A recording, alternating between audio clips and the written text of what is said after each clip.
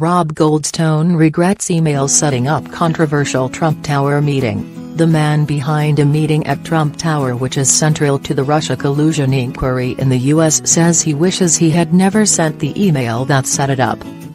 Members of Donald Trump's election team met a Russian lawyer in June 2016 to get dirt on rival Hillary Clinton, but British publicist Rob Goldstone told the BBC the material was very generic and he was highly embarrassed. A special counsel is looking at alleged Russian links with the Trump team. President Trump has denied any collusion, repeatedly calling the investigation a witch hunt.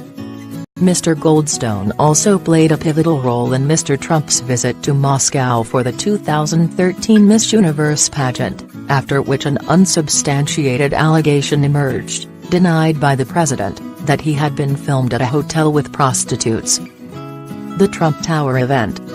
Rob Goldstone was acting as publicist for Azerbaijani Russian singer Emin Agalarov when he sent the now infamous email to the Trump team on behalf of his client.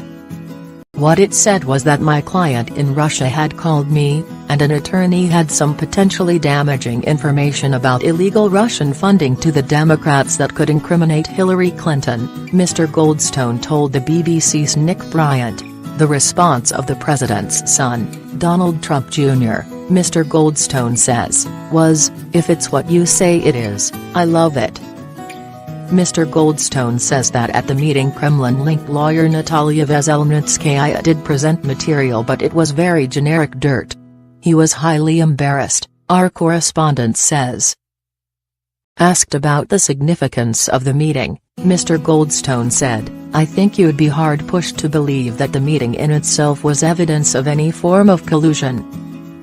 But he regrets sending the email setting it up. "Sitting here today, with everything I've learned over the last 12 months, I would write that email, I would read that email and I would go, no, no, no, and I would hit delete." The Mueller inquiry. Special counsel Robert Mueller is heading an investigation looking into whether Russia colluded with the Trump team to help him win. Whether the Trump Tower meeting constituted a breach of U.S. campaign rules is part of the inquiry, and Mr. Goldstone has been interviewed by investigators. He says he spent hours with Mueller investigators, who he says were interested in him because he was the only independent voice at the meeting, the bizarre character in the middle.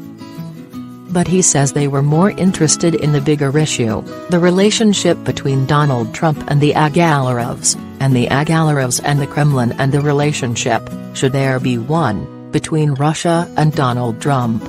Emil Agalarov's father, Aris, is a Moscow-based property developer who was Mr. Trump's business partner in taking the Miss Universe competition to Moscow in 2013 and was also working to partner Mr. Trump in bringing Trump Tower to Russia, a project that never materialized.